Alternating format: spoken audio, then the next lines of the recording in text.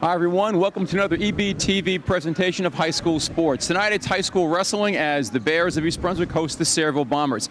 I'm Bob Cancro along with Jeff Yannazzo. We'll be bringing you the action tonight. Jeff, we have a 3-5 team in East Brunswick, 4-6 in Sayreville. On paper it looks pretty even. How does it look otherwise in reality? Well, in reality, I've seen the Bears wrestle twice, and they have a pretty solid lineup. Unfortunately, when they have guys out because of injuries, which has happened, we may not get the actual team that we want to see tonight. I've seen them wrestle against South Plainfield, a nationally ranked team, and they were able to score points, and then I saw them wrestle against Perth Amboy, which they did extremely well. Now they're coming off 3 losses over the weekend in a quad, but they were competitive, and again they had some injuries there. Yeah, they had some injuries. They had 3 guys out actually. So, and tonight it may be the same thing. So we'll have to see how East Brunswick just juggles their lineup a little bit to match up better with Sayreville. Now we start at 152 pounds tonight. That really is going to be the marquee matchup. Yes. Both teams have really tough wrestlers at 152. Both of them are undefeated, and it should be a nice dual meet to start off with. Yeah, 152, Joe Fisher for the Bombers and John Schleifer, who's a sophomore and came on like gangbusters last year as a freshman, state place winner. So it's going to be really competitive. We'll be with you with the lineups and tonight's action in just a moment.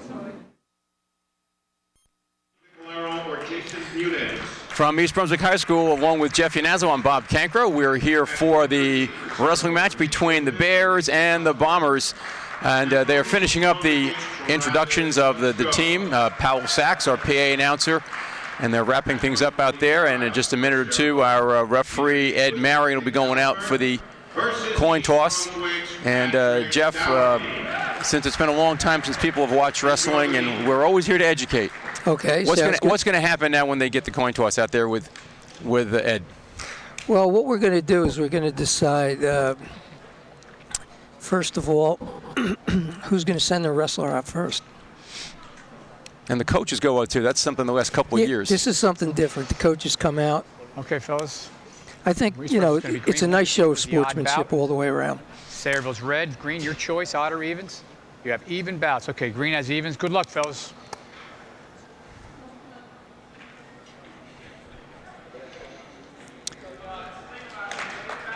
So what's going to happen there is that East Brunswick will have choice and send their wrestler out on the even number of bats, the second, fourth, sixth, and so forth, and Sayreville with the others. All right, now our first match right here is our marquee matchup, isn't it? 152 pounds, John Schleifer for the Bears and Joe Fisher for the Bombers. And you look at those two guys, and they are little studs out there. Holy cow. Yeah, they're tough looking. Sayreville, the Sayreville wrestler's 10-0. The Bears wrestler is, what do we have here for John? 14-0. The difference probably at this point is you can't judge according to records. You have to go according to the level of competition, the schedule that the teams wrestle. And right now, the Bears have had a very tough schedule. They've been pretty good there. Fisher shot, countered pretty well by John Schleifer, and he got the takedown. He's up 2-0 here in the first period, a 2-minute period. Each of those 3 periods, they start on their feet in the first period. All right, we got a 2-1 match right here. There's an escape. And now a fireman's carry. Nice fireman's carry. Where he's going to pick up a nice 2 takedown, and he's also picking up some back points right here. He shoots a nice deep half. And he's just got to change his body position, sink his half a little deeper, and he's gonna pack him right here. 1 minute even. And that is a fall for John Schleifer. And the Bears take a 6-0 lead. Wow. Well, Jeff, you were saying the level of competition may be the factor there because you had a 10-0 wrestler and a 14-0 wrestler. It should have been a little better than a 1-minute pin in the first period. Sometimes your level of competition, your team record might not look so good, but the quality of competition towards your good wrestlers really brings them up a notch and really raises the bar. We go up to 160 pounds. Mike O'Kane, again, another 14-0 wrestler with a shrug right there against Vincent Gambardella. And the takedown. I've seen Mike wrestle a couple times. He's really tough. Both Bears came out, got the first takedown immediately, and now getting back points with a tilt. Yeah, that's there now. He's going to let him. Wow. He's going to let him come back so he can score his points. And probably as soon as the points go up, which they just did, he's going to tilt him again.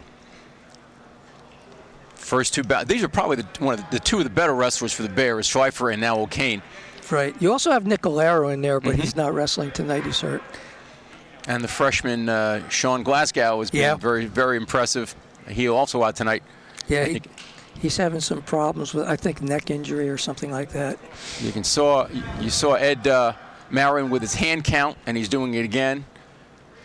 Count of 5 for 3 back points, a count of 2 for 2 back points. He's still got the same combination, so no points are awarded yet. Here comes a pin. There it is right there. 105 on that fall. 2 quick pins for the Bears, 2 first period pins. That's impressive. And we go to 100. We haven't had too much worry about on the odd and even because they haven't gotten a second period. We haven't gotten to that yet, but it's nice to see both undefeated wrestlers stay undefeated.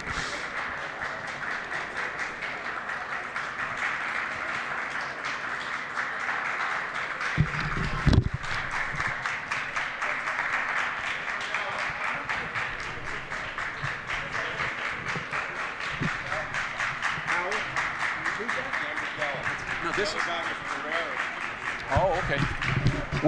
We were just told that this is Gambardella coming out now. Oh, they moved him? They moved him. Okay. And the other guy was, I'm trying to find his name now. Sean Kim. No, Sam Kim? for Sayreville. Well, somebody, okay. Unfortunately, we don't know. But he got pinned. All right. And we have Sam Kim out now. Sam just had a shot, unsuccessful. There goes another one. He's trying to work down underneath, going for a high crotch. There. He's actually got to free his head first or control that elbow. And see, that was a situation where Sayreville had to put their wrestler out first in the odd bout. And here's a nice shot. Oop. And it allowed Matt Pazinko, head coach for the Bears, to counter and decide whether he wanted to put out Sam Kim or James Kalbach. Right, there's a lot of strategy that goes into who sends their man out first. Gambardella, a little bit of a bull and getting him over. He's getting pancaked right now, and now he's got a bridge off his back.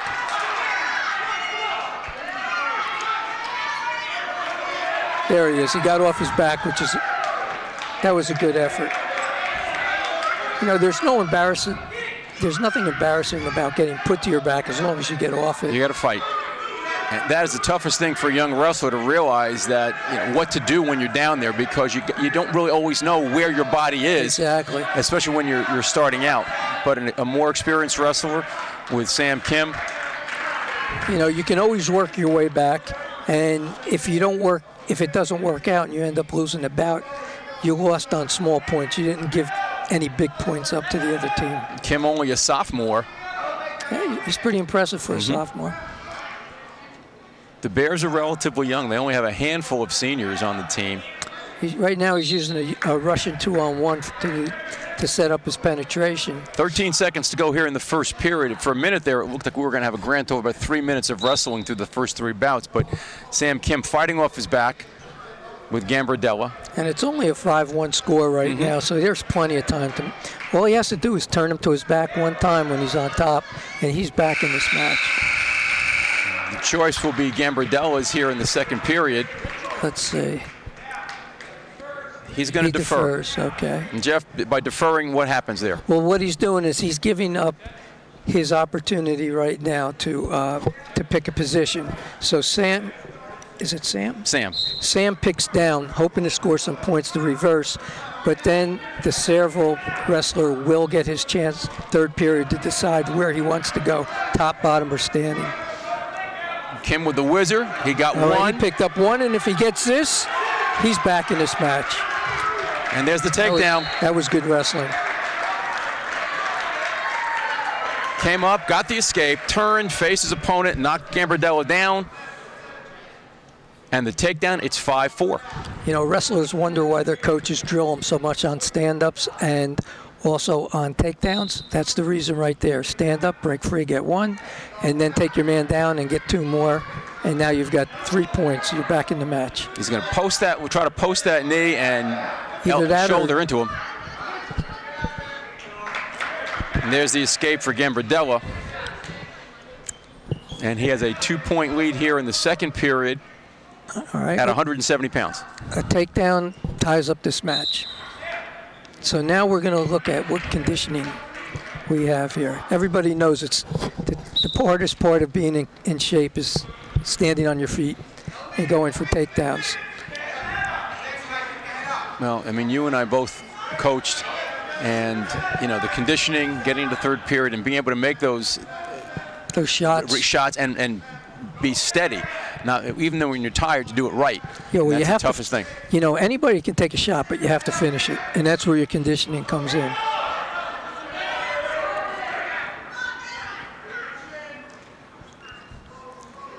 There, high crotch. If you could pull him on. All right. He does get in on that leg. He's able to get in, but if I were him at this point, I'd try a different angle. He's shooting on the edge of the circle too, so he's kind of hedging his bets on that one. There's a shot. There it goes. Go to the right. Nice. If he has to keep that leg and work, but he's got to stay on the mat. 27 seconds to go here in the second period, and if he has to keep his toes in. He's got the 2. He's got his 2. Very nice mat awareness. Very good. The rules have changed, and I haven't read the book, but the rules have changed. They're giving him a little more opportunity to play on the edge this year. They've really stretched that mat out quite a bit. That circle is huge now. A little more like college, where they're letting him wrestle almost out of bounds more than they have ever in the past. As long as they keep their toes in. Now, the trick is he can give him 1, but he does not want to give him 2. Want to stay behind a little bit and maintain that control. 5 seconds to go here in the period. We're tied. You don't want to give him up. Green in control. He just has to. All right. He almost gave up 1 right there. Okay. I have red choice. All right, now. Third period. This is strategic. Probably the Bombers are going to take bottom. Score's tied. They usually just score from the bottom, coming out, either for 2 or 1. Okay, now. And you can see Matt Pazinko watching over there from the sideline. The East Brunswick wrestler has to figure out a way to control him, flatten him out, tie up an arm, and ride him, but make it look like he's working for a pin. Stalling, which is the most legal stalling. Subjective decision. He's still got the leg, still he steps across. There, now if he keeps that Navy ride in, he might be able to get back points. Nice. He's overstepped the leg, so he's got control, even though East Brunswick still has control and the clock is running. And even though Gambardella seems to have, he's got to keep his weight down, his butt back. Exactly. Because right now there's the reversal. Oh no, he just gave up 2. And he's giving it back points as well. 5, holding 3 now. He's got 3 in the bank. Nice work by Gambardella. At 3. All right, he picked up 2 plus 3. And that changed it significantly. 11-6 now, the lead for Gambardella over Sam Kim with 1 minute to go here in regulation. Now, okay, Sam breaks free for 1, has to get his takedown and put him right to his back. There's the 2. He has to keep him on the mat and work for a fall. 2-point difference now, 45 seconds to go. He's going to give him 1. Because he has gotten takedowns. He's gotten 3 takedowns so far, so he's been able to do that. Give him 1 for the hope of getting 2 back. Well, we got 36 seconds here, and he's got to go for the takedown plus backs. And now Gambardella is doing the legal stalling too, tying him up, just dancing a little bit, keeping away. 25 seconds to go in regulation. He's blocking him off with his elbow, just letting that clock run down. Kim has to take a shot. He has to just go underneath that block. Got to have a sense of urgency now. Here it is. 10 seconds here in the regulation. It's got to be a 4-point move now. He's got the leg. Still neutral. Still 5. Neutral. Still neutral. Oh, this one's going to the Bombers. 12-9 finish. Vincent Gambardella taking the decision. Do you have a year on Gambardella? Let's see if I can find that real quick. Gambardella. There he is. He's a junior. Okay. He's a junior. He was a 160-pounder last year, so he's up a weight class. And that's been controversial too this year, Jeff. We might be able to work that in, that they've changed the weight classes this year, adding an upper weight and dropping one in the middle, which a lot of the coaches did not like. I have a feeling that might be looked at again for next year. None of the coaches are real happy. Shake hands, guys. Thank you. Set. This is Brian McDonough for the Bombers.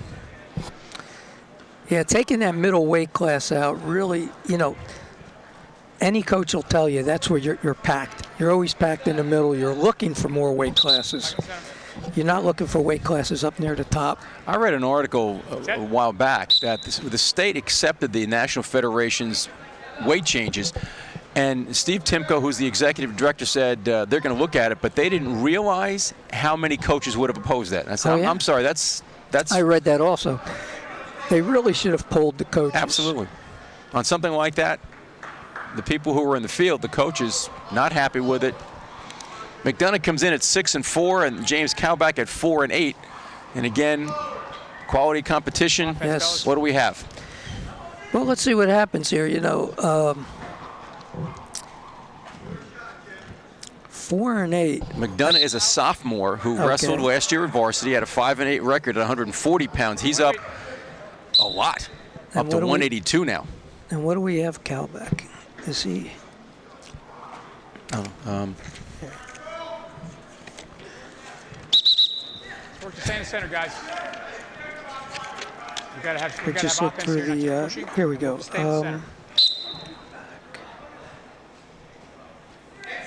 Cowback is a junior also.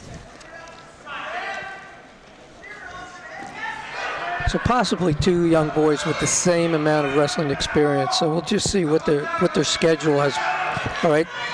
That was a decent shot. There's no points yet. Good fight by Cowback. Yes, he comes he around got behind. good position on that. No points. That's going to end up a neutral, and they'll go back to the middle of the mat. They were a little chaotic in there, a little sloppy and bouncing around, but McDonough had a nice shot and a very good counter by James Cowback. 30 seconds to go here in the first period. No score at 182 pounds. We started this match at 152. The Bears got off to a quick start with 2 pins in a row by the two stars of the team, and I hate to use the term stars with kids, but they have been the leaders in scoring. John Schleifer and Michael Kane each pinning their opponents, and the Bombers coming back with the decision at 170. And we have 8 seconds with and still no takedown. But what happens here usually is when you're on your feet for this amount of time, both wrestlers get tired. Good choice. Bottom green, second period. Bottom green. Now the Bears will be looking for a reversal, or which would be better, would be an escape and a takedown. Okay, we're good. Stay set. Okay, red.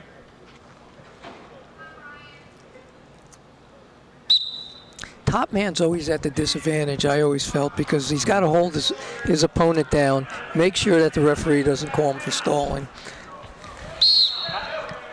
Well, Ed Marion's a very experienced referee. He's been around for a long time. He's very fair, but nonetheless, calling stalling. Red, bring it up. As you heard, Ed, he is mic'd, and we appreciate his willingness to be mic'd for our broadcast tonight. But it's subjective. If you're moving around, even if you're not doing a lot, and I've told kids, and you may have told them the same thing, there are a lot of times when you're wrestling, you can coast a little bit. You can catch your breath. Like right now, McDonough's not doing an awful lot. No. On top. He's just riding on his hip. One. Cowback faces and escapes for 1. The referee has a tough job, too, because he doesn't want to be the person that decides a match, but he also wants to make sure that there's action. Yeah. No official wants to put themselves in a position where they influence the match, but in wrestling, maybe more than any other, you do influence by the way that you call stalling and move the match along. Coming up on 1 minute to go here in the second period, James Cowback with a 1-0 lead. Here comes a headlock, but that was really... That wasn't set up properly. See, a lot of the young wrestlers don't understand that the setup is as important as the actual finish. Well, I'm happy when I get kids to shoot. That's you have to get your opponent really moving so that you can really work your good stuff. If the old the old action-reaction where you push him back if you want him forward, you push him left if you want him right. Well, I think that's what Coach Bazinko's telling them right now. I've been telling the kids there's a lot more physics and science involved in wrestling than you think. Oh, absolutely. Body position, angles. It's actually called the logic of wrestling. How to cut an angle on a guy to take him over. It's not all strength. There's no logic in going out for wrestling. That's a totally illogical action. Yeah, but got to be a little nuts. But there's a lot of logic in it and science in it. Playing the edge too much. You know, I think, Jeff, nice quick yes, that was a reaction nice by Kalbach. low single. And you could hear the referee telling them they were playing the edge. Takedown for Kalbach and a 3-0 lead here in the second with just a few seconds left. Okay, now left. a nice trip. All right, takes control. He's got to get him back down to the mat. No change. As a top wrestler, your Red job choice. is to keep Red him choice. on the mat as much as possible. Keep Bottom his red. hips flat on the mat so he Bottom can't red, work third any of period. his counters. McDonough will take the Set. bottom here, Big green. down by 3. And James Kalbach getting on.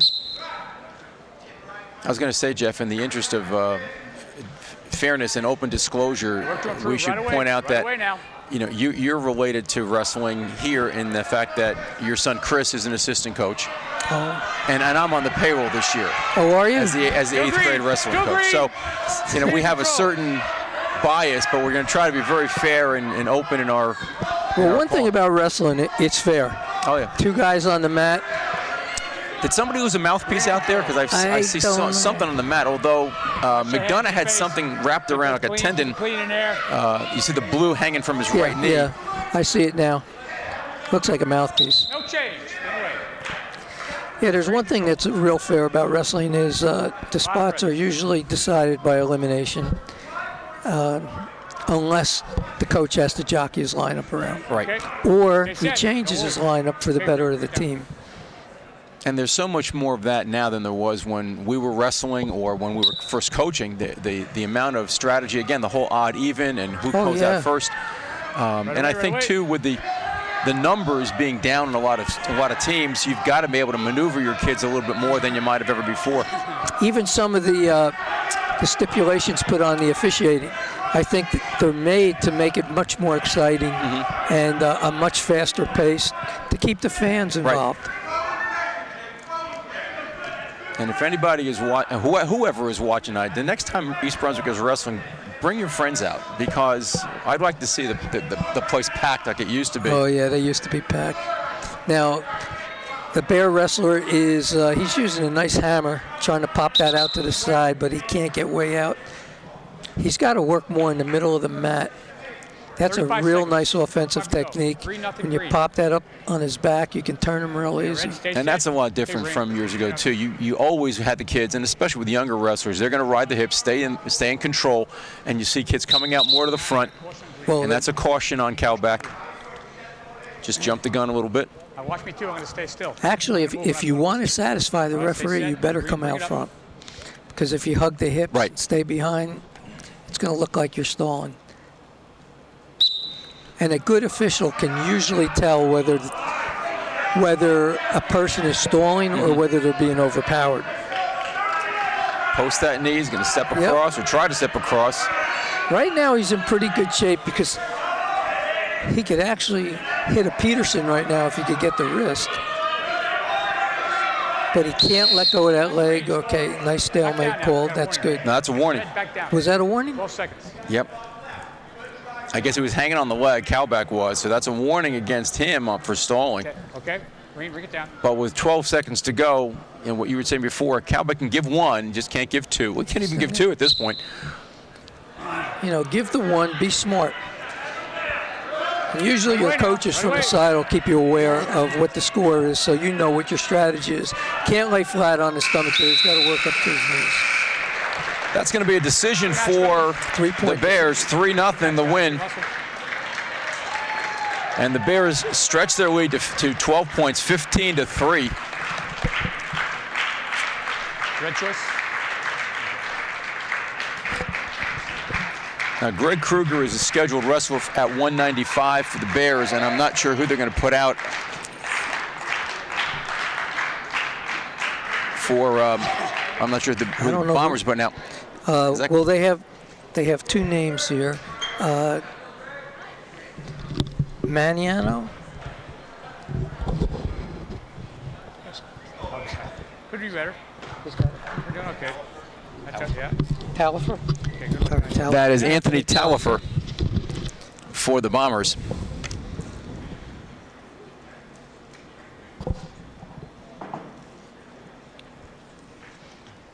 Talifer's a sophomore. Okay. As you get up in the upper weight classes, you'll see the action slows down a little bit. A lot more upper body. Yeah, a little more a little methodical, slower, not quick. and I can understand that. Bigger the body, the harder it is to move. We know that all too well, the two of us. Now, for different reasons. Now,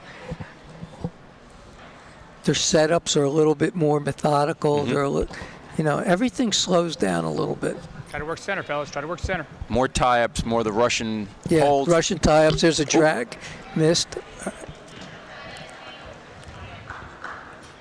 They like the Russian 2-on-1 to tie up. There's one right there to a short drag. Greg Kruger is a senior for the Bears. He is coming in at 10-4. Talifer is 5-5. And you can see a fairly significant height difference between the two guys too, which also, depending on your perspective. There's a nice double. Straight in and to his back. All right, now. Half was right there, but You always like, when he goes to his back, you like to keep him there. Pick up a quick 5. You start to rack up those team points. Mm-hmm. There now, he's got a cross wrist ride. Let's see if he tries to pull it through. Nope, he's going into a throw the leg legs, lace. the cross body. Yep. Trying to work a guillotine. No. Yeah, they're trying to Now the guillotine there. guillotine. There he goes. Now, if he gets this behind his head, that guy's going. Straight back. He's got to take it straight back, and Ed's going to stop that. Potentially dangerous. Watch that shoulder. Come on. Potentially dangerous. What a lot of people don't realize is you have 2 wrestlers there and 1 official, and very little gets by him. Okay, bring it down. They're pretty safe. I mean, there's not a lot of injuries, obviously, Yes. but it's not the. I actually think there's more injuries in practice than there are during the match. Absolutely, because you might have 3 coaches and 35 guys Bumping into one another, whatever. There's an escape for Talifer. And every year they analyze more and more the amount of pressure on the joints, the shoulders, the knees, and a lot of things are illegal that were once legal. I know when I was wrestling, we could use we could use double chicken wings, which are completely illegal. We could figure 4 any part of the body. I mean, you've probably heard the same thing, Greg, where people say, Jeff, it's so difficult, it's hard, it's vicious, it's violent, and truthfully, it's probably one of the safest sports because of just what you said, two athletes, 1 official. There's not many ratios like that anywhere else in physical contact sports. Right. I would say it's very grueling. Oh, absolutely. But the official keeps, especially an official like Ed, he's going to keep good control of this match. Now, there he goes, slips out for 2, and he really wants to turn. It looks to me like he can put this guy on his back anytime he'd like, and he should. He's got him there. He's got back points. You want to help your team out, get the big points. The bonus points are so important. When you get down to the crunch, absolutely. And there's 2 near fall points. I mean, the major decision or the tech fall, critical. Absolutely. Now, he's got that wing. There he goes. He's got a wing across. He's got a bar, and he's probably going to try and one-on-one the other side. There he goes. About a minute to go. Right, plenty of time. Now he'll sit through to settle those shoulders down. Get his head up, and there's the fall. 58 seconds to go. A 3-minute and 2-second fall for Greg Kruger, who, by the way, has also delivered pizza to my house. And well, don't order any wings from him because he's got a pretty good chicken in there. The whole strategy of this is if you're going to win big, and if you're going to lose small. And if you could stay to that, your team's going to do okay. We jumped to 220 pounds. This was that add-on. Mike Quinton for the Bears. I've seen him wrestle. He's tough. And Anthony Menino for the Bombers. An 18-point lead for the Bears on the team score. Anton Atterbury, in his 3rd season as the head coach of the Bombers, trying to rebuild. You know, what we were saying earlier, Jeff, off camera, that last year at this time, the Sayreville had a winning record, and they were in the running for a spot in the North Jersey Section 2 playoffs. And this year, struggling with a 4-6 record. He lost a lot of kids from last year. When you lose a lot, it's tough. You know, like you said, you have to rebuild. You just can't reload year in year. There are a few teams in the area that do. South Plainfield. Franklin's good this year.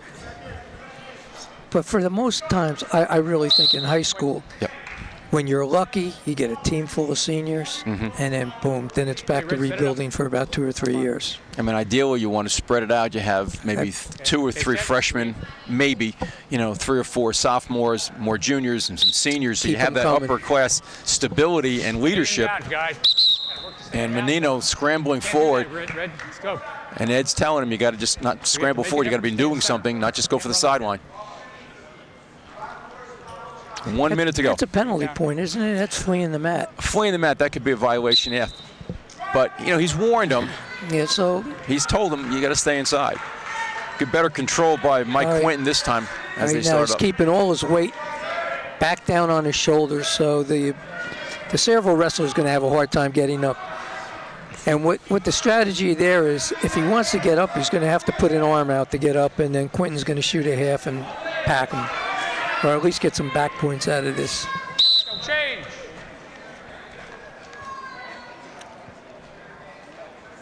Okay, Red, set it up.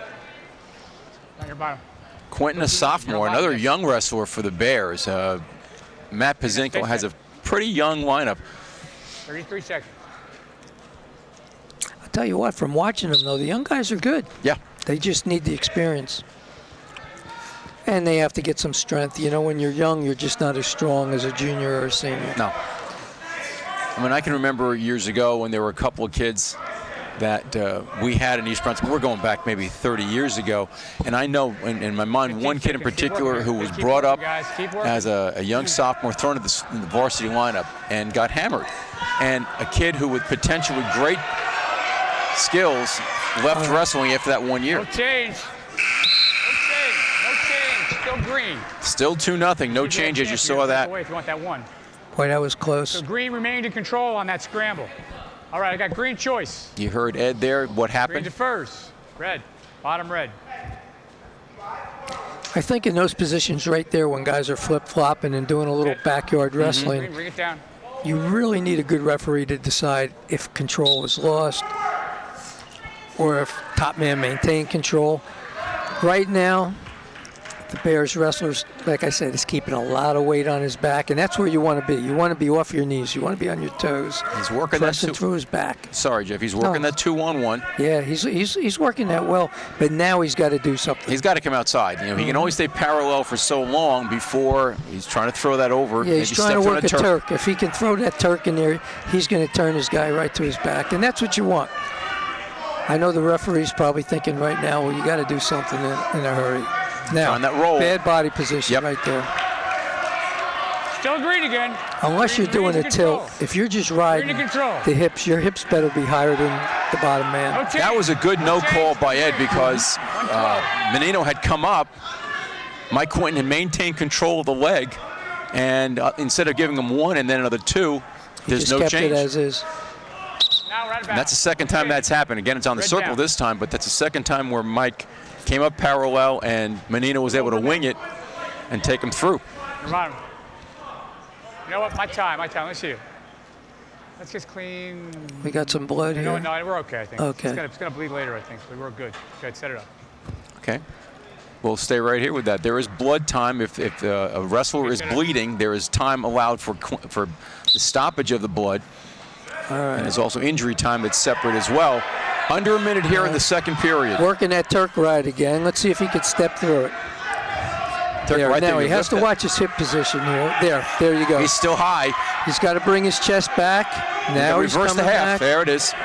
If he stays T-shaped, stays perpendicular, there it was. There's the pin. With 40 seconds remaining, a 3-minute and 20-second fall from Mike Quinton. And another thing that that you could probably relate to is the pins are so much faster now. Oh, They've increased the amount of area where the back can touch to be called a pin, and the pins are extremely quick.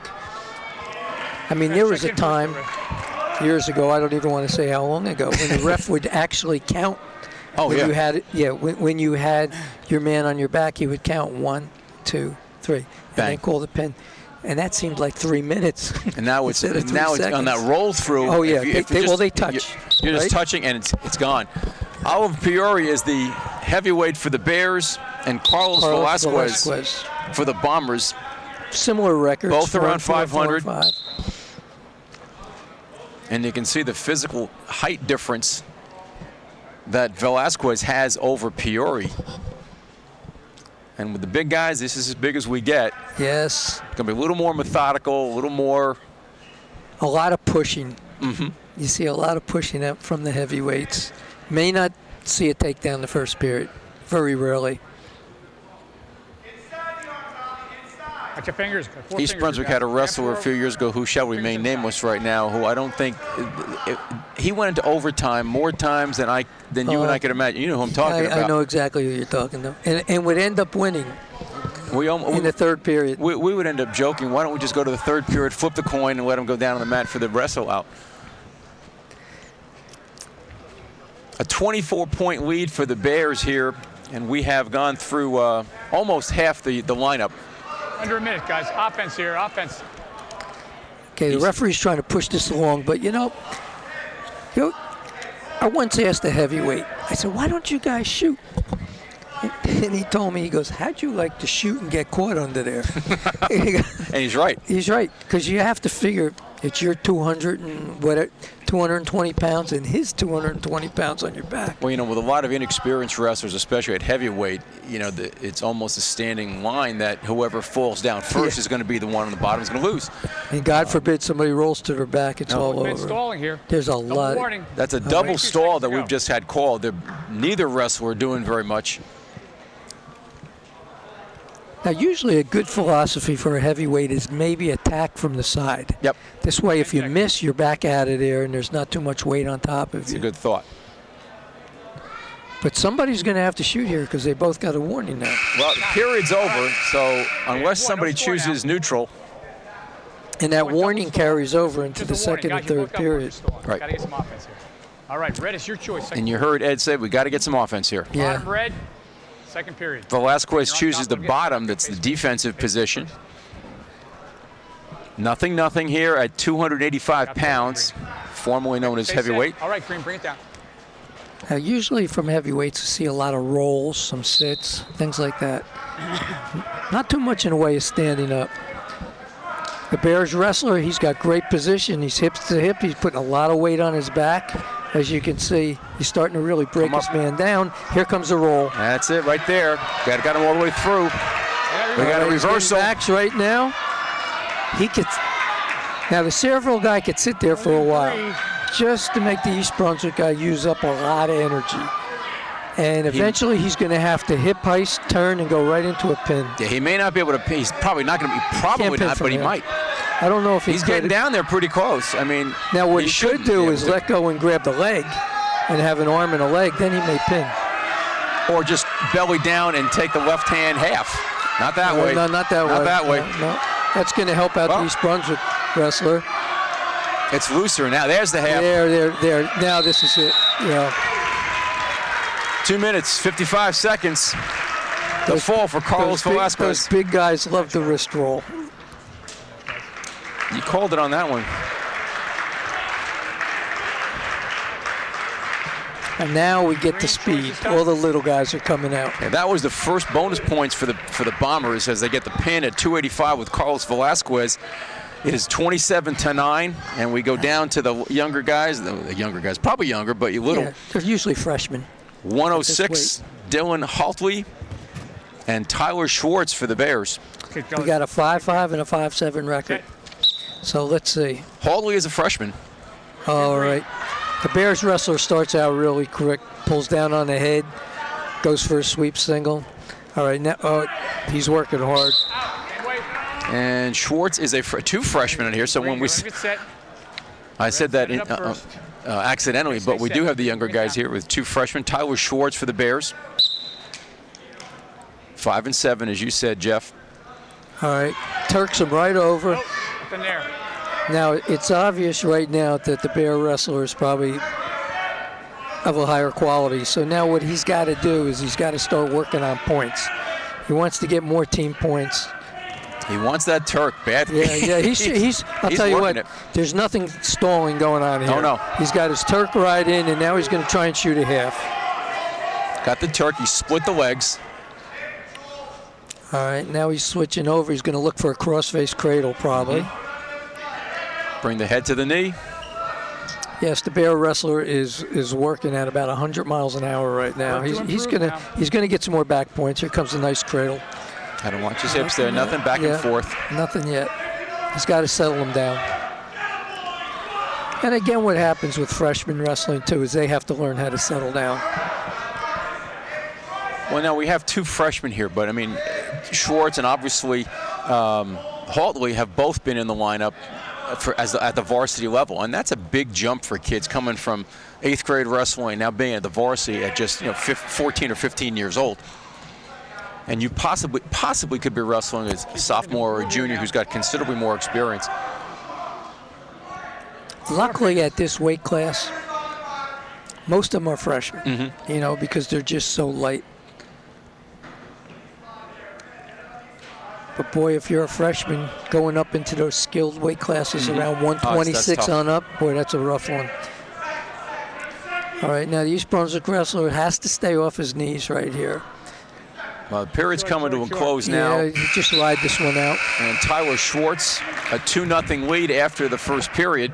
Now let's see who has choice. Green choice. Okay, he should take bottom. Green's the first. Red, your choice. First. I'd take the quick points. Red's going neutral. Red's going neutral, second period. Well, I'm not sure how smart that was. The takedown was pretty quick by Schwartz. During the break between periods, Matt Pazinko was... There's another snap down. Was beautiful counter wrestling. Signaling to Schwartz on that cradle to get the arm as he comes across on that cradle. To working that Turk really nice. He's got it in. Yeah. Now the thing with a Turk is you got to keep it in, maybe hook your own leg. You don't want that to come out because you're always in position for back points. He tried to bar it just there, but he didn't have the leg hooked, so he slipped right out of it. All right, he's letting him up. I think the strategy here is going to be let him up, take him down. Watch your hands in the face now. I mean, if we get to the third period, if I'm Tyler Schwartz, I'm going to take neutral at the rate we're going right now. There's a nice double. Now he's got his hands.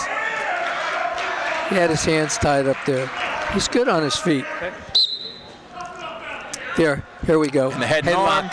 And that's going to end it right there. He's got to stay T-shape with him, and he's got to down a little bit. He's got to lift on the head. Pick up the head. When you lift on the head, the other shoulder drops down. Walk to the head a little bit. Walk to the front. He's got to get a tighter. He's got to get a tighter headlock in there. Yeah, he's a little high. Yeah. He's got to really spread his legs and get more T-shape. He's in bad position right there. He's got to come down a little bit. You were right, Jeff. I mean, that should have been it. He had that head unblocked. All right, but he's still in great position. He's still got the control. All right, he's through the legs. Now he sinks a nice deep half. He's got 30 seconds to go here. A lot of time. There he goes. There he goes. Oh. Now he's got to reverse his half. He picked up a lot of points here. Keep working, guys. 15 seconds. All right, he lets him up. Well, that's a good move if you get the takedown. Yeah, here it comes right now, and keeps his toes on the mat good. All right, he's racking up the points now, and if you watch him, he's in really good shape. He's not breathing hard. Bottom green, third period. Well, counter to what we said, Matt Pazinka made that call to tell him to go down. Red, let him get set. All right, well, he still wants him to score points. That's okay. He may feel that coming off the bottom, he's a little more settled than because that. Let's go for the one. Let's go for the one first, and then another takedown. There it is. Yeah. Not yet. Come up again. He didn't have his hips out far enough to make that turn. You got to pop your hips away from your opponent to get out. And of course, your opponent's going to be coached to suck those hips in. There it is again. Get the, There, body. there's There a it is. 2 right there. There's a reversal. Now, what he's got to do is turn him again. It's 13. Let's keep He's working got an here. 11-point lead. A 15-point lead will end the match with a technical. So right there, he should have been watching where he was on the sideline. He just pushed him right out of bounds. Red, you're down. 122. Set. Okay, Green, bring it up.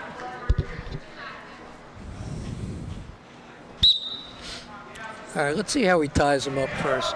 Got a minute and 20 seconds. Point there. Now he could stack them right there, or he could use a bar. He's got to watch out for a wrist roll. He's Sucking that in, see him? a little high. Yeah. And he's getting his wrist sucked in, which he doesn't want to do. Let's work to the side here. 1 minute to go here. At this point, Improve, Here guys. comes Oh, the he's got the bar. bar. He's running the bar. He forgot to get a one-on-one on the other side, but he's still working good. Now he's going for a crossface and a Turk. He's scoring points. not yet. Ed's still got a parallel. There we go. A perpendicular, I should say. Yeah, he's going to count. He's got 2. There he goes again. He's got to get to 5 to score the 3. Holding 3. 30 seconds. He's got 3 points in his pocket. Okay, that brings him to 16-2. There, Let's see how you do. 23 seconds. Six in. He's got enough time. If he may pack him right here. Let's see what happens. He's got that shoulder coming up. No. He's going to have to hook that arm again to take I him don't know across. if he has enough time No, to let not him now. roll through and come back again. Score a few more points. Right now he's got a 4-point decision. No. It's a very impressive match by Tyler Schwartz. A shame he couldn't get the tech. He was close. He scored some big points. for the 16-2. team. And quite impressive by the Sayreville wrestler too. He did Yeah, not he get fought pinned. well. Did not get pinned. And he was in position a couple times where he could have given up. I mean, Schwartz took him down almost at will. Had picked up 2 sets of back points along the way, and we jumped to 113 pounds. A 31-9 lead for the Bears. Okay, we got a winning record here, 7-3 against a losing record. Tyler 3-7. Galagos for the Bears at 3-7. Damon Lee for the Bombers. We have any? Let's see. And there's Damon is a Damon Lee is is a junior. Okay, so he's got some experience here, and And, let's see what we have here. What's his name? Galagos is a sophomore. Okay. So pretty evenly matched here. Watch that re-grab there. All right. Now he's got to sit through real hard if he wants to complete that takedown. Not the best position in the world. That's better. You got to get to your both knees. You never want to be laying on your hip. Nothing yet, nothing yet, nothing yet. Nothing yet, still neutral. Sayreville's going right into a crossface. Takedown. Red to control here. He gets his 2 for a takedown, and now he's actually going right away to turn him with that crossface. He's looking for back points. Bears wrestler has to work back up to his base. There we go. That's better position.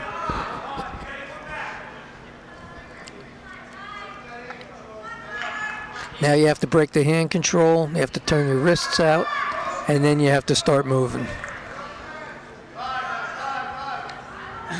A lot of hand motion, but not a lot of control and not any Oop. finishing. Brings him down under control. Yeah, that's very close.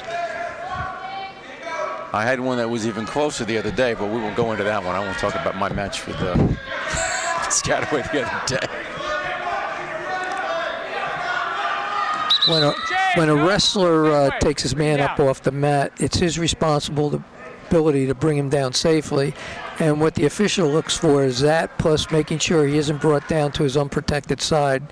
By unprotected, meaning that he doesn't have a wrist captured on that side, so he can't brace himself to stop the fall. There's a nice, here comes a switch. Oh, it's close.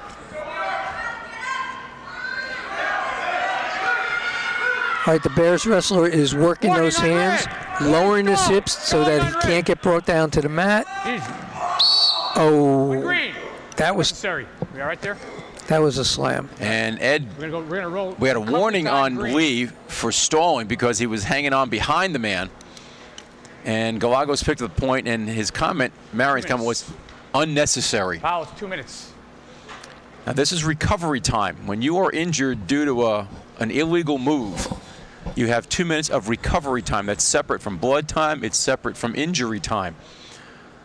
So Galagos technically has 2 minutes, and that's cumulative through the match, to come back to wrestle again. Now, I don't think he's injured so badly that he couldn't wrestle, but you could be shaken up a little bit in there, and you lose your breath and just have to get your composure again. Yeah, usually a slam like that to the mat, the most it does to you really is knock your wind out. Mm-hmm. And the younger the wrestler, maybe shake your confidence a little bit that you just got picked up and brought down by your opponent very easily. And usually what you tell your wrestlers, don't pick your man up off the mat because that takes too much energy. It's a lot of energy. They don't realize that. I think sometimes kids with a Granby attempt there. Yeah, that was with no wrist control though, unfortunately. You know, it looks good to the crowds to pick your man up, but you pick your man up a couple times and all of a sudden you're sucking wind. Yeah, WWE gets away with that a lot easier than Red you do deferred. here. There's a Green. defer by Choice, bottom Lee. green. Okay, so the Bears wrestler is taken down, looking to score points. 2-1 red. It's only a 2-1 match. Set. Okay, Red, bring it anytime. Bear wrestler going for a switch again. He's got to clear that forearm when he does that. All right. I think the Sayreville wrestler understands now you can't pick your man up and throw him the way he was doing. Here comes a beautiful switch. Red, go red. That was Red perfect. control. Galagos coming up. Oh, and he slipped. Oh, he leaned back. Again, one of the things you always tell a wrestler is always drive forward, no matter what you're doing, He came up, he was peeling the hands, and lean back. and he leaned back. He had a real nice switch recovery off that breakdown, which is what you want your kids to do. You know, when they get broken down, when they stand up and get broken down, you want them to go into a secondary move, which is a switch or a sit. Right? Oh, now he's getting tilted, but a bad tilt, and East Brunswick recovers off that. Scores a reversal. Didn't have a lot of control when he went into No. that tilt, and He let go of both hands. Galagos had enough sense to know where he was on the mat to be able to roll through and come back. Now, He's got to get that, the Bears wrestler has to trap that forearm, got to take the post and away. right now he's scoring backs. He's got a nice leg lace in there and a headlock, but he's got to watch Hips his up. weight. If he wants to wrestle legs, he better control those hands, get underneath the arms. He's got the left leg in. He's got to get under it. Now working he's for under that the cross forearm. body. Nice crossbody ride. Got to keep that leg. 30 seconds to go here in the second period. And he's eating up some time. He sucked in that arm real Watch that nice. shoulder, watch that elbow. Okay, Easy. now he's going to force the Sayreville wrestler to reach up, and that's when you want to pop him with a nice half Nelson.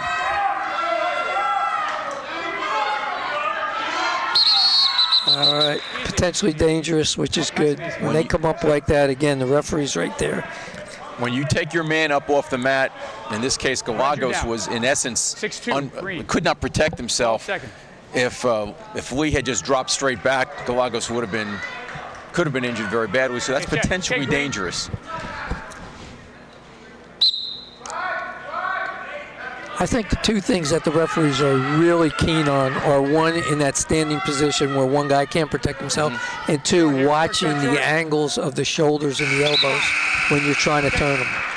Can't force a joint choice, beyond right? its normal range of motion. Third. And this should Red be choice. Lee's choice. And you can't pick the arm up onto the back and go past 90 degrees. 6'2", green. Okay, set it up, guys. Set.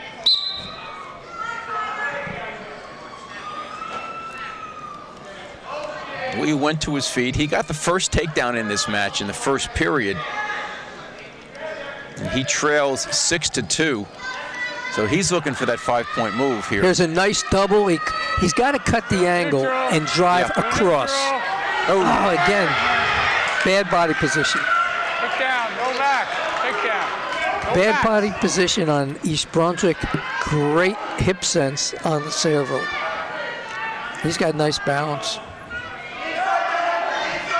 All right, now we have a 6-4 match. The Bombers wrestler has to turn the East Brunswick wrestler. Yeah, we almost had that 5-point move we were talking about, and Galagos was quick enough to recover and get back to his belly. Warning on green. Okay, he wants the East Brunswick wrestler to start moving, but it's going to be a little tough right now. He's got to free his wrist first. And Galagos has the lead. He's got a nice switch, but he's got to clear. There, he can pop out of this. He's got to block that. He's in good shape right here. He's got to catch. There. He's going for that. Okay. That crazy leg. Yeah, that crazy leg's in. Boy, that leg's a pain in the neck. Now, Sayreville is looking for some kind of cradle. Cradle, yeah. But if East Brunswick can pop his arm through, it could be a different story. Yeah, he's got to get that right arm between the bodies. Here it is, right there. Bad cradle. Just stretch out. There it is. He's got it. He's going to at least score one here. Now all he has to do is straighten his leg, and that'll break the grip. Sayreville still with control. Now he's in a... He didn't have to do that. He was out. Yep. He tried for that reverse cradle. All right, he's still working his way out. Fireman. He's got to free his leg. His leg is trapped in there. Can free his leg, he'd go right in for a double. And the period's going to end, though, and that's going to be it. And Tyler Galagos for the Bears is going to pick up a 6-4 win over Damon Lee.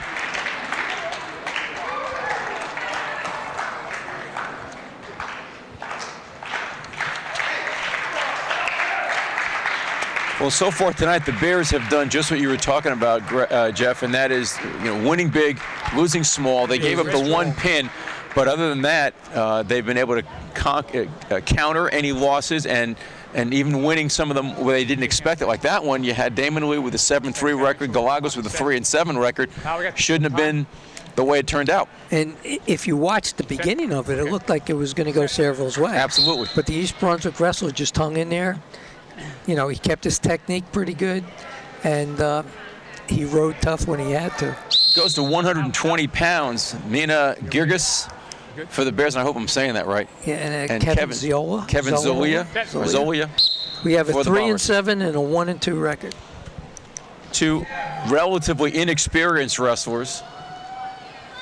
And these are the kind of matches that the official hates, because when you have inexperienced wrestlers, there's a lot of flip flopping around. Oh, they're all of those. Zolia is a junior, and Girgis is a sophomore for the Bears. Yeah, I mean recreation wrestling where they're just rolling and rolling and rolling, and anything can happen. There's a nice setup of a double leg shot, but they're off the mat.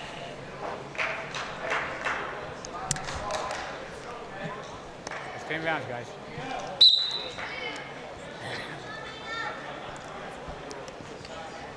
Both men trying to control the head, which is a good way to set up.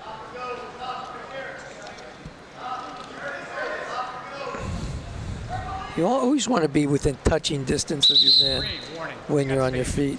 All right, East Brunswick's backing up. He just got hit with a warning. They have to circle. I mean, that 10-foot circle in the middle, and in some match you don't even see that anymore, but that's where they want them to be, and they both tried to shoot at the same time. Yeah, double shot there. Didn't work. Worst thing about that is most of the time both guys will bang heads. All right, now there's a good sprawl by East Brunswick. Arching. The Bombers wrestler is trying to walk his knees back up. There's a counter spin. He goes to a single leg. He's got to come back up to his knees and work to the side, or work back in and shoot a double. A lot of time left here in the first period, 35 seconds. Now right there, he's got a step. Here it is. This could be a takedown dump. right here. He's got to switch to a double when he. Now, if he puts his head on the outside, he can walk his knees up into a double. Somebody finish this. Sayreville can't. I like the man. He's coming. Somebody finish this. Somebody finish it. He's going to stop it soon. It's going to be a stalemate. Yep. If he feels as though there's no action, he's just going to stop it. Although he's coming out. Oh, here's Sayreville with a nice counter. Just kept working at it. All he did is snap him down, put a little weight on his back, and spin. He's got a leg right in there.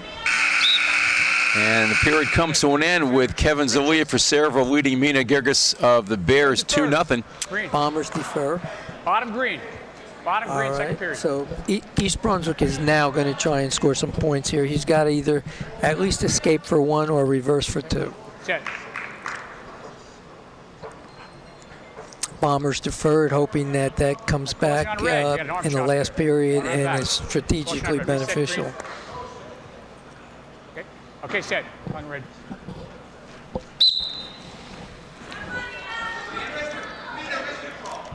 Now, Girgis has been warned for stalling in the first period. So he's got to keep working up to his base, make it look like he's wrestling. Tough crossface there by Sayreville, but yeah, and you not know what much. else? Works a nice, I was watching him, he's got a nice deep waist in there every once in a while. And boy, that can take the wind right out of you. Crossface, maybe for the cradle. Yeah, let's see what he does. Not sure what he's doing with that. You know, he's really doing nothing with that. So fix that easy on that. If the Bears wrestler was a little more experienced when he threw that crossface, he would just sit to the side and be out. Let's see this again. There's a lot of activity with not a lot of results. And he shouldn't be on his hip like that. No. Here comes that crossface again. I think he's just trying to turn him with a crossface. Yeah, but because of course you can't turn him from behind his hips. And putting a crossface in, there's no legs being controlled. There's not a lot there.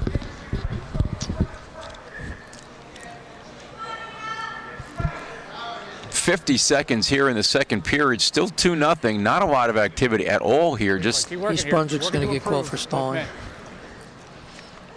You got to get up off your belly. That'll satisfy the official. Then he's going to look for the top man to start working. I mean, Ed Marion just made the comment, you got to improve, and I think he was talking to both wrestlers. Yeah. Well, here comes a Turk. And if he's jamming that hit, is he jamming that now hit? He's got the back. See it. Okay, he's getting back. Now he's got one count. That was it. So there's no points. Right, I mean, that Turk is in really well. Yeah. That's not doing anything. He should be able to get something. And referee's telling him that you're not doing anything. Because there really is nothing there. I mean, you know, you have your Turk in there, but he's not using it. He's up on that throat. He's up on that throat. He's trying to keep that. He's trying to keep that forearm off the bottom man's throat. No back. He had Ed Marion had told him before to ease up on the throat when they were in the middle of the circle. And it is now Zalia's choice. Red or green choice? You have green. Red choice. Red choice. You can't throw the forearm across the throat. You can put it across the throat and lift the chin with your forearm, but you can't use it as a choke. 2-0 red. I mean, you just saw the inexperience there. The referee asked Zalia, what do you want? And he was really not sure what he wanted. And at this point, a kid who's got a little more experience, I mean, he looked to his coach, and that's fine. But a kid who knows what he's doing out there and has more experience is going to say, I want the bottom because I want to score. I want to score. You always want the bottom. Bottom or neutral if you're good on your feet. Now, right now, East Brunswick's in trouble, okay? He let the Sayreville wrestler control both his wrists, so he just turned him out and freed him. We had a takedown early on in the first period, and then there was no other scoring in that period. There was no score in the second period. And now we're on our feet, just 23 seconds into the third period of regulation.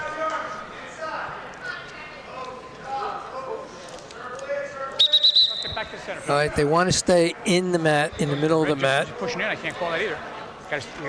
Glenn, as a matter of fact, Coach Bazinko's telling them right now, work towards the middle. It's really not a bad score. It's only 2-0. No, 3-0, but that's still not a lot. Now there was a good shot with a good counter. So anything can happen during this match. I don't think they're mismatched at all. No. I mean, right there, Girgis had a good sprawl, and then he's trying to muscle it a little bit more than he really needed to. You know, I'm always telling the kids, and get your points, go behind, get the 2, and then work.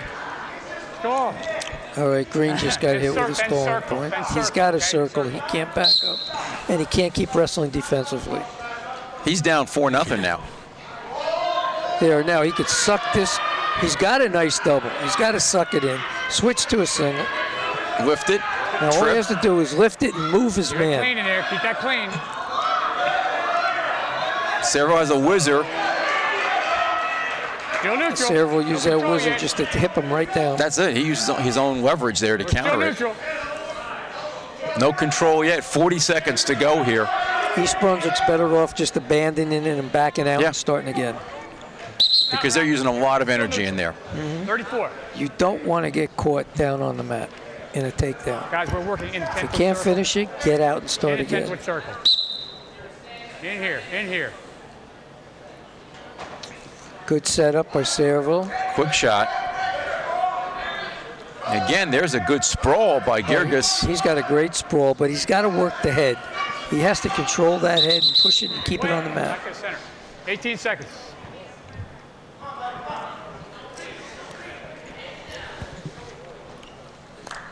Set. Now the setup again, he touches the head, pushes on the head, and then drops his hips and shoots in for a real low double.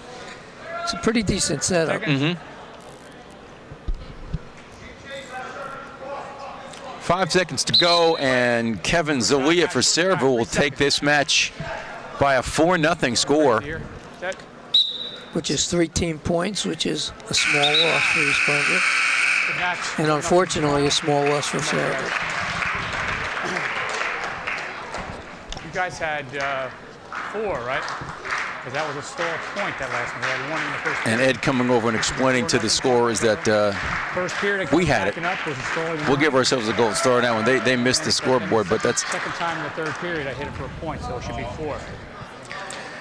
well interesting. Even with a 34-12 lead, it's not a runaway yet. No. We have 4 more matches, and theoretically, Sayreville could win. If they will win by pins, Yep. Shake hands, fellas. it's a match. I do the math quick. Eric Weber at 126 pounds for the Bears, and Jonathan Sloan for the Bombers. Weber with a 7-8 record, Sloan at 3-4. So realistically, this should go to East Brunswick. That's But the we'll theory. see what happens. That's the theory. That's the theory. That's how it's been going so far. What happens, we don't know yet. Weber is a junior, Okay. and Sloan, and we're checking that, and I can't find his record here. Sloan is a junior also. Sloan was 3-6 last year at 130 pounds, so he's down a little bit from where he was.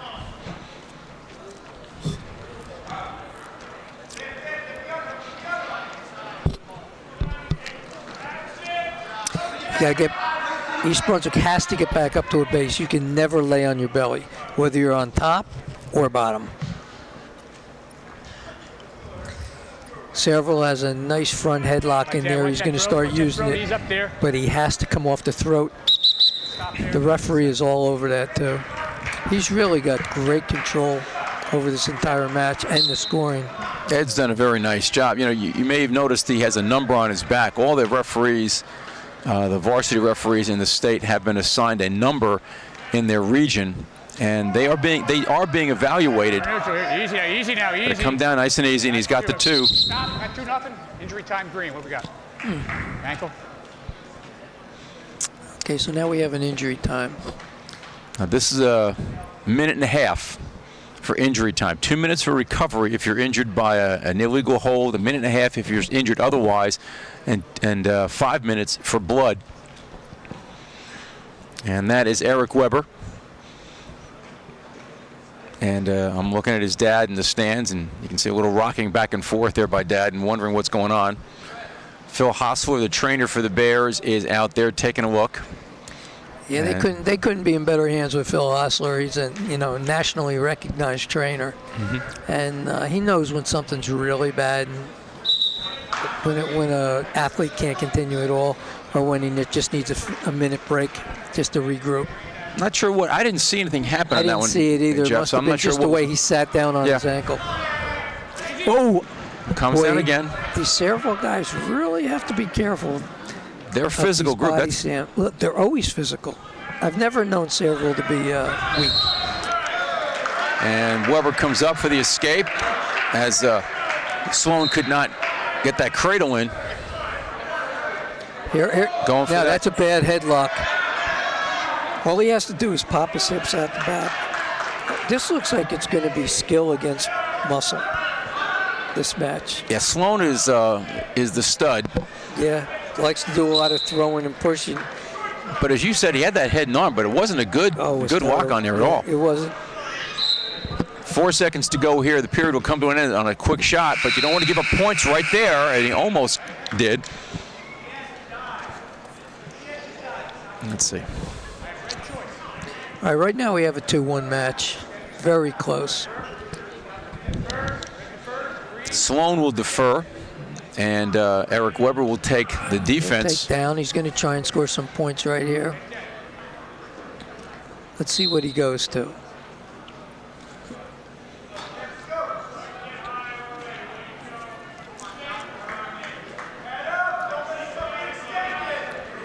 One of the things you teach wrestlers all the time is when that whistle goes, you explode off. Something's got to happen, right? You got to get moving. I'm not sure what Sloan's doing there. He had his weight on his back, but nothing else. I mean, it was... I think, to be honest with you, I think he's very inexperienced. His cross faces, he's way too high on his cross faces. Weber comes up. Now he's locking hands right there. All right, referee missed it, but he'll catch the next one. I thought Ed was going to go up. I think he looked, and I thought his hands were coming up to signal the locking hands. Yeah, I think that might be East Brunswick's best bet. Keep coming up. Force that locking hand. Now, is that legal? I don't think the figure 4 is legal anymore. Is it around the body? I thought you couldn't. Well, that's what Coach Pazinko was just yelling. And Ed did miss that. I mean, Ed's good, but you do miss stuff, and that's... I think he was looking for something else. He was looking, it might have been a crossface across the throat. And he's calling a stalemate there, which is when neither wrestler can improve their position, and rather than just let them hang there, he starts them again. They got to restart. Here comes another lift and a toss. Locking hands. Locked again. That's a lock. That's definitely locking hands. You cannot have your hands locked around the body on the mat if you're on the top position, and that's going to be a violation and 1 point for Eric Weber, and we're tied. Yes. And what Eric Weber has to do is come up again. Absolutely. Right? I think it's 1-1-2. 1-1-2 disqualification. Yes, I know that all too well from a recent match. So if he can get him to lock hands again, it'll cost him 1 point. If he locks hands again, it'll cost him 2 points. And the next one, he wins on a DQ. Actually, it's any violation. The penalty chart is 1-1-2 disqualification. Gonna go 1 neutral. He's going to give him the 1. You are allowed to make the choice and just rather than start from the bottom, just say we're on our feet, give him the 1 point, and Sloan's going to start over again, try to get the takedown with 25 seconds to go here in the second period. Now there's a nice deep double, but he can't get tossed here. Nice, good body position. Just suck him in right now. He's got to suck those hips in. Now the Sayreville wrestler is trying to jack him up, get his hips up in the air so he can throw him. There it is, right there. There's a takedown. At the buzzer. Beautiful job on the buzzer. Very smart wrestler. Jeff, I think you're exactly right. I don't think Sloan, the Sayreville wrestler, is all that experienced. I mean, he's all strength. Somewhat physical, but he really doesn't have a lot of skill or expertise or finesse at all. I think the East Brunswick wrestler should just hang back and ride a little bit and see if he can make a mistake. Let's just check here. It should be 5-2. Ladies, what do you guys have? 7-2. 7? Okay. We all agree? 2-2 on that to make 7. Oh, he got back points. I didn't see the back points at the end there. 2-2. Wait, he gave him back points? He gave him back points. He said 2-2. I missed that too. So it is 7-2. That was a big. I didn't see him put up the. I didn't see it either, but maybe we were just looking away for a second. But that's a big. Oh, that's a big turnaround. Play. Now here we go. Right there, put the half in. Oof. I think East Brunswick has to ride tough and wait for a drastic mistake, like right there. All right. I think that hand is going to come up for it, and it's going to open up a half. Keep that tight waist. Oh, that tight waist is brutal. The more the man moves away from the tight waist. Watch him wait. He's getting back points there. Backs again. You know, even if he scored 2, let him have his reversal. Yeah. He's still got the control. 2 on the back. Give him the reversal and let him have it. No bad body positions at this point. And there's a reversal. He's got plenty of points. Now, East Brunswick just has to wrestle smart here. He's got to regain his position. He's got to regain his base. He's got his. Does he have his arm bar? I think his arm is stuck in there. Yeah. Or I think he has a cross wrist. I think the Sayreville wrestler has a cross wrist. That's why he can't free himself. But Jeff, I think I don't think he knows what to do with it. He's got his weight on him, but Weber's able to come up. He's trying to put a cradle in. Doesn't really have it. That's it. He just has to wrestle position at this point. Yeah. 40 seconds to go. A 6-point lead for Eric Weber here at 126 pounds. We're in the third period. 30 seconds to go. Get back up to your base. Keep your hips low, no throws. And he's got this match. Just if he comes up, get out of that because he's not in a comfortable position. And he can get underhooked right there. That's good. Keep the weight. That's it. Keep nice, the toes nice in. move. Nice job. You take that. And I think Coach Pazinka was, I'm not sure if he told him to let him up or not, or just to, I would tell him to let him up. I would tell him to let him up and just stay out of bad positions. Just clinch his victory. Well, no, he has the major decision right now, so he does have bonus points. Not that it's critical, as long as you get the win. Here comes the tilt. Oh, he's scoring big points here. 33. Nicely done. On the whistle. 3 points near fall, 15 to 4 final. Pointer. You know, with that tilt, Jeff, I think Eric Weber was a little, he was, not that he was lucky, but he was fortunate he wasn't wrestling a better wrestle because it was kind of a slow roll through on that tilt. Slow tilt, and when he ended up, he didn't end up perpendicular the way you're supposed to, but it was good enough. Now, what do we have here? We have... at 132 pounds. It looks like Travis, 132. It's Jason Muniz for the Bears. He has a 3-0 JV record. And Alexander Tejeda for Sayreville. Tejeda at 1-3. 1-3 varsity. All right, here's a nice high crotch. Switches over to a double. That was a nice take. That was a nice shot for a JV. You know, he's only have his JV record. That's great. But again, you have to set up. You have to do something with your hands. Muniz is a junior.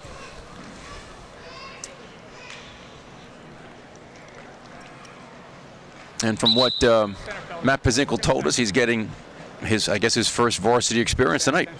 Set. He started off with a nice penetration shot.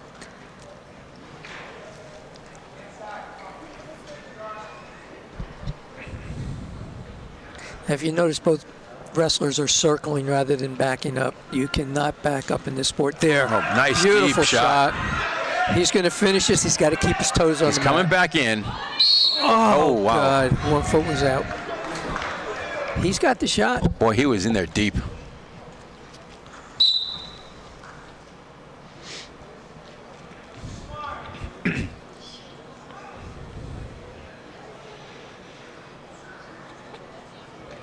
He's got to feel confident about how deep he was able to get in. Here's a counter. Okay, he's going right to his side cradle. Nice job there. He's got his two plus keep the head up. He can. Okay. He's got 2. He's got 2 plus 2 back points. And he's got a Turk in there with a cross wrist ride, so he's going to be able to tilt him for more points. Here comes a half.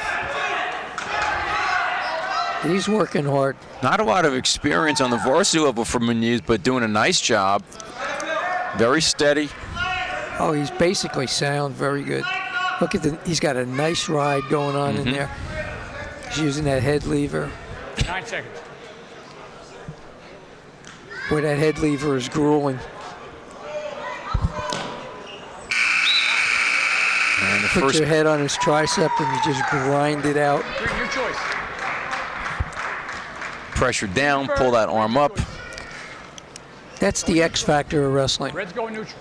Second period. 4-0 green. How much you can really grind your man until you can take, his heart away, and then you can turn him.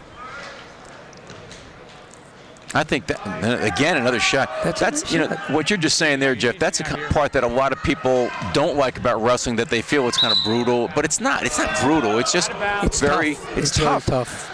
It can be grueling. It's the mental aspect of wrestling. You want your man to hate being on the mat with you. And when you can get him to that point, you're going to beat him. You want to take his heart out. Yep. Take the heart away, not take his heart out. Yeah. I don't want to be too violent, Mom. I think that's karate. They're easy. No, you just want to take the wind out of his sails, we'll put it nicely. And once you can do that, if you can break him mentally, you can beat him. 4 fingers, guys. Got to grab 4. There's another nice shot. He's going to capitalize on this. Yeah. Easy now. He's getting in way too easy. There we go. It should be 2. Takedown. 6-0. Jason Riding Muniz. with a nice half and an inside lever. You know, Jeff, years ago, and we were talking about this even in our practices, years ago, you never shot from your knees. I mean, No. when we were kids, that was just something, you know, never shoot from your knees, you're going to get winged, and you still can, but I think more and more, the way the kids are coming outside more, it's not an issue. Caution on red. Let's reset everything. Caution on red. Well, I think what it was that, you know, years and years ago, all your shooting was done straight on. Yep.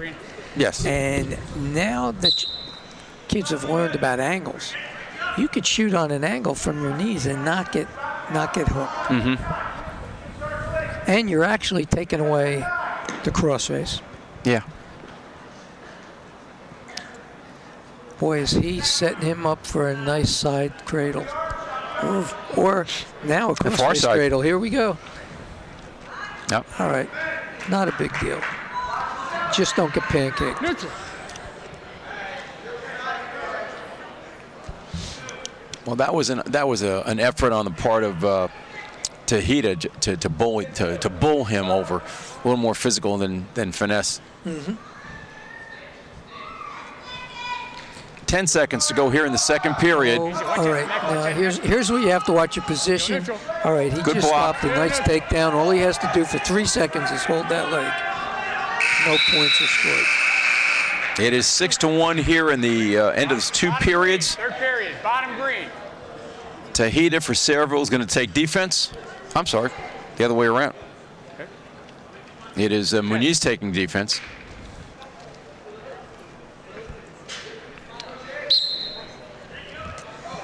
Oh, we had a they were lock locking in hands hands right again. away. I got 1 green, lock. 1 green. All right, skip. another nice high crotch takedown. He's going to finish this up. And 2 green. And if he can pull him back on the mat. So another locking hands violation. If anybody doesn't understand out in the audience, when you're the top man, you cannot lock your hands unless you're in a pinning combination. And if you are a young wrestler, an inexperienced wrestler, hopefully you were videotaping this and you can replay that, or if you have the DVR going right now, pause it, back it up, and watch what he did.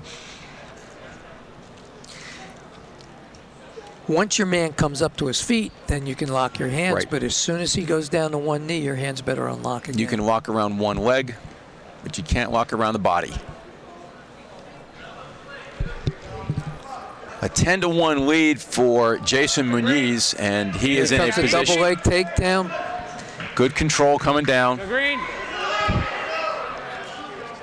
He is in a position right now to get the bonus points for a major decision with 1:04 to go here in regulation, and we have. He's got enough time for 2 turns.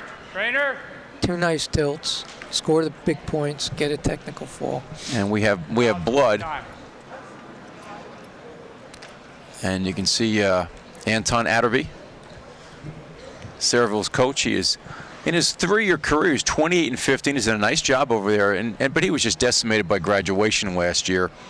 And they're going to try to stop that blood. He has 5 minutes to stop the bleeding. That doesn't include any kind of clinch. Just once the bleeding is stopped, they stop the clock, and then they can wipe his arms clean and make sure that there's no blood on his uniform or on him. And you can see he's wiping his hands. Meanwhile, on the other side, you've got the Brain Trust, Matt Pazinko and Chris Yannazzo and Steve Roy, the coaches for the Bears, working with Jason Muniz. They're just giving him some technical advice. I think what they're going to do over with Sayreville is just pack his nose with cotton just to get him to keep wrestling. His coach is telling him to stand up off bottom, which is probably the safest thing to do. When you're up off your feet, you're away from your back.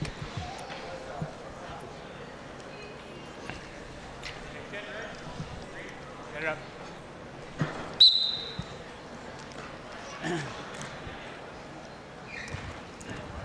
Muniz trying that tilt again. And here, that was just 1 point. He's got that bar in. He needs a 3 count by the referee to score 2 points, or a 5 count to score 3 points. It's 2 for 2. I thought it was 3 for 2. Maybe it's 3. Maybe it's 3. 1 red. And there's the escape. When he's still in a position to pick up the major with a 10-2 lead right now. Oh, a nice shrug, and he's back in for another leg attack. And he's going to finish it nicely. He can run the pipe there, which is probably the easiest thing. He's got a good high single. Switches off to a double. They're going to go out. Just 10 seconds to go here at this point. I mean, they're still looking for points, but Muniz does not want to lose the major at this point, and Tejeda trying to counter that. Oh, that could have been countered. That could have been a nice snap down. Absolutely. But Jason Muniz at 132 pounds picks up a 10-2 decision. He gets a major. That's back-to-back majors for the Bears. After Eric Weber got one at 126, Jason Muniz a 10-2 victory and a 42-12 lead. It is insurmountable for the Bears, but there are 2 more matches to go. This and 1 more, right? 2 more to go. And Ed agrees.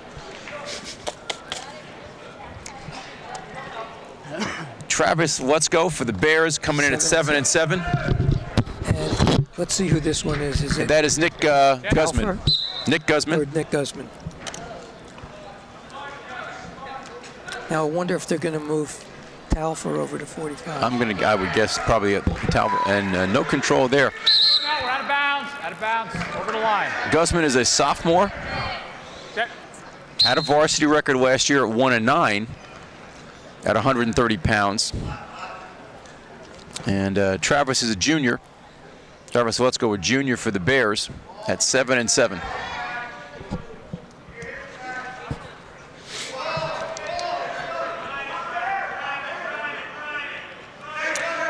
Can't score any points till he can free his own ankle there.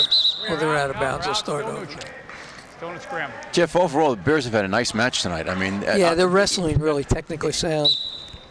It wasn't necessarily the strongest competition. They've certainly wrestled some of the best with South Plainfield and Old Bridge and South Brunswick, but you're right. Technically, this has been a good match for them. They were aggressive. They were smart. They wrestle well from their feet. They have really nice. They shoot. They penetrate very well. I guess I'm most impressed with them on their feet. Yeah. Now let's see if we can get a nice takedown here. He was trying to shrug. There's another one.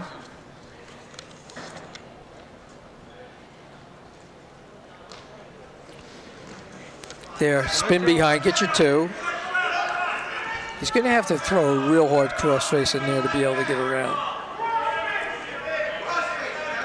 He's got a crossface. People don't realize how nasty that crossface can be. If you do it right. There's a crossface and a crossface. Dude, takedown. With a capital C? Yes. The one with the capital C usually goes across his nose and puts his nose at a 90-degree angle. That's the one you want to throw. He's got that far side crossface cradle in. Yeah. Now all he has to do is stick one knee in his back and just rock him over that. Now if he takes him the other way, he's going to take him out of bounds. And that's nothing. You can't pin him outside. No backs. All he did there was make Guzman suffer a little bit. 2-0. Red, your choice. Red defers. Green, your choice. Bottom green.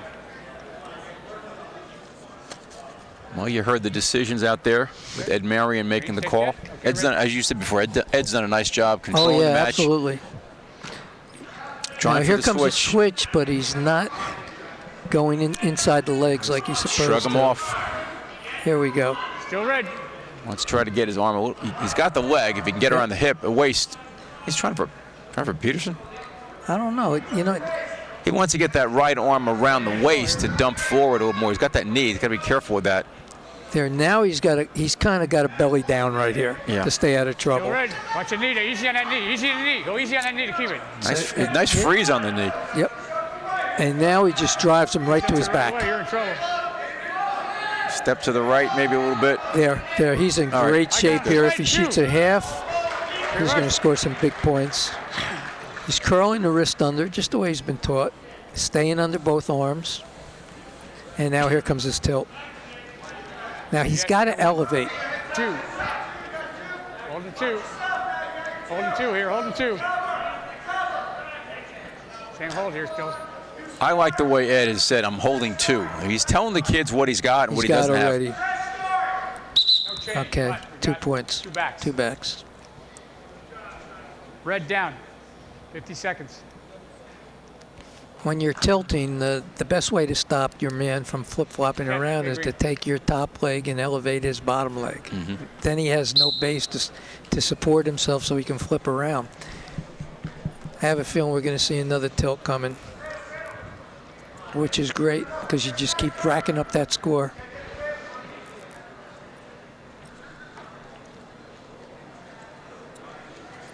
.30 seconds to go here in the second period at 138 pounds. Here comes a crazy leg roll. He's got his crazy leg in there. He'll stretch him. I think he has a headlock in there up front. I think he's going to try and stretch him and just roll him. 4 fingers. 4 fingers on it. Really? 10 seconds to go here in the period. Travis Lutzko still has control. There it is. And there he's coming over. Oh, and nothing. Not enough time. Good technique. He just ran out of time. Go backs. Guzman will have choice here in the third period. And red choice. Is that right? Red choice? Yep. Go neutral. All right, he wants to go neutral. Neutral. Third period. He's looking for the takedown right to the back. Yeah, he's going to look for a big 5-point move here. East Brunswick just has to. Oh. There it is. A nice ankle pick. Very nice ankle pick. Now he's going to try and bunch up that cradle. That was really the first time that Lutzko did not react Careful with that. well. Careful Caught with him that. flat-footed. You can keep it. I haven't locked yet. I haven't reached When it. you're on your feet, one of the things you Still have can't red. do is get caught on your heels. Underneath you. I got reversal. I got reversal green with a Merkel. Oh, he's got a Merkel in there. We're out. So it's reversal green with a Merkel. Red down.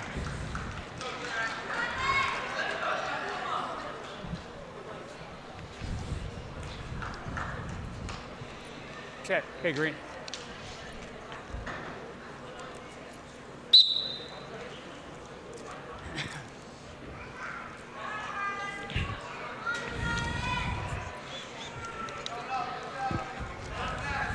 That's it. Bring him down to the mat. Break him down. The Bears have wrestled well tonight, and Sayreville really is demonstrating a lot of inexperience and not a very refined form. They've been very good over the last few years. And I can't think of who the coach was at Sayreville. Bill Denise? No. No, I'm going to tell you exactly. It was John Denudo. Denudo. And then before that was... Lenny Zaleski. No, there was one in between. Oh, between. He really built a great program. Chris Began. Yes. Who's at Monroe now, right? Right, Yeah. right. But and Sayreville has had some very solid wrestling, and over the last several years, the last decade, this is not your typical Sayreville team, but the Bears have come out and done everything right. Yes. Taken advantage of the mistakes and done very well on their own.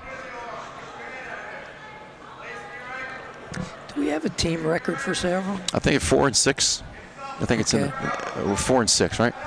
Might be in the... or 4 and 5, 4 and 6, 4 and 6. 4 and 6. Still red. Travis Lutzko still with an 8-4 lead. He got reversed a few seconds back. 7 seconds left in the match. All right, now they're just flip-flopping. Somebody's going to have to really take control here. And, all right. But that is the match. An 8-4 win for Travis Lutzko. And the Bears extend the lead to 45-13. We come up to our last match of the night. Patrick Dougherty. And I'm going to guess this is Nick Talifer.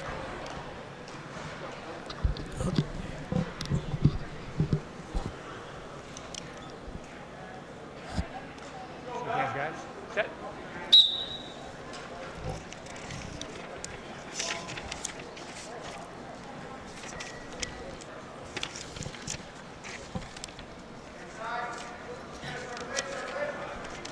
Nick Talifer is a sophomore, coming in with a 7-3 record. And Dougherty is a junior. And we don't have his record. Well, right now he's countering that shot with he had a front headlock. He was chasing the leg, looking for that side cradle. Here comes another nice shot. He's going to switch off to a double. No, he won't. He's going to keep the high single and move his man around. No, he's got to get his head out. There, he's got 2. That should be 2. Takedown. He's already down. He's down. 2 takedown. Red, you're down. I would imagine the Sayreville wrestler is going to stand up off bottom. It looks like he's got strong legs. He liked it on his... No, looking for a switch. Oh, he's back up, though. Now he's to his feet. Now he's going to have to pop his hips. He's trying to just do anything. He was trying to roll him from, or wing him from his feet. That's not going to work. Dougherty kept his weight back and low. Okay. Bears are leg wrestling right now. Oh, he gave him a guillotine. Watch the shoulder here. Well, go watch your own back there. Easy on that. Easy on the shoulder. All right, referee's watching that shoulder. He's got to actually take his left hand and put it behind his head. Easy there. Easy there. That's going to get stopped. You can hear Ed Marion trying to control that. That was a bad guillotine. Nope. Now you got a reversal. No back on green. And Sayreville is now working to turn him. No back. He's got a half and an inside lever. So for all that pain that might have been inflicted on Talifer, he recovered and came around with a reversal. And he's got legs in himself and he's putting a little bit of hurt in there. It's an illegal hold now. 1 green, but that's hard to see. Did you see what was illegal? I'm not sure what he had. Figure 4 on the body. Okay. Figure 4 on the body. That was we saw that earlier. He missed that. And he one. missed it. Matt Pazinka was calling for, I forgot which match that was, 4 or 5 matches ago. Chopper on the front, stand behind. And there's a caution on Talifer. Set it up now, come on.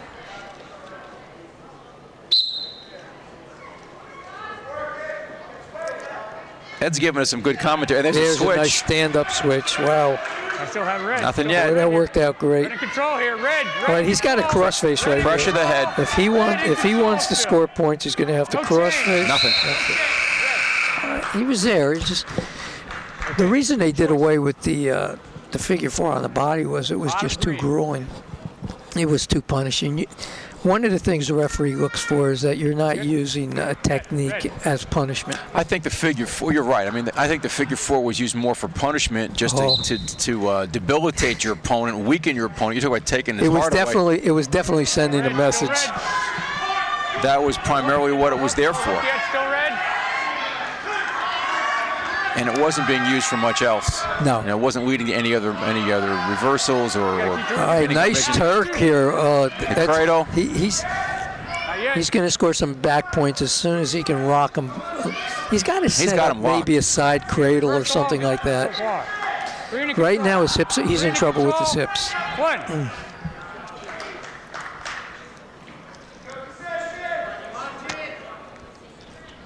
5-3. Patrick Dougherty with the lead. Score isn't indicative of the actual wrestling going on right now. Okay, 112. 5-3 green. Dougherty has put more things out there. He's shot more in different ways. He's been a little careless, a little sloppy in how he's controlled some of that. There again, another nice shot, and if he can finish this, I mean, he's definitely throwing a lot of technique out there. Talifer threw the whizzer in there, and he's trying to counter it. Still neutral. And that whizzer worked out pretty good for him there. Got that pry on the ankle.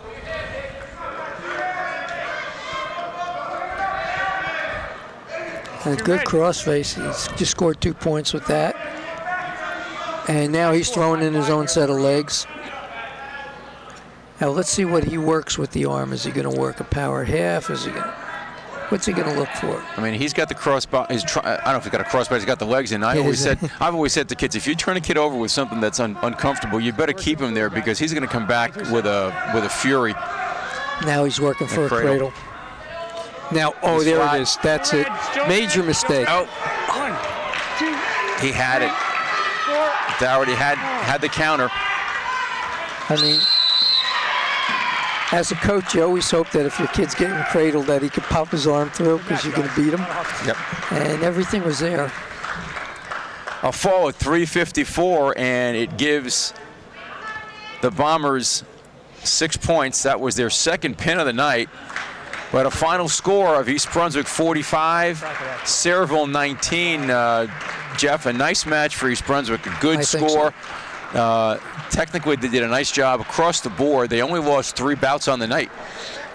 So that was it 3 or 4 bouts on the night? So they had a very successful night wrestling, and Matt Pazinko's got to be very happy with the results. I think so, Yeah. because he was missing 3 starters, and the young wrestlers that he put in were all technically sound, and that's a good test for your young wrestlers. Not so much whether they're going to win, but are they going to look technical out there? 4 pins and 2 major decisions. So in 6 of your 14 bouts, you got bonus points, and you can't ask for more than that. You talk about winning big, they won big. They won their big points, and that's what you want. That's what you want against the really good teams. Good job by the Bears tonight. Final score, the Bears 45, the Bombers 19. Thanks for watching EBTV. Okay.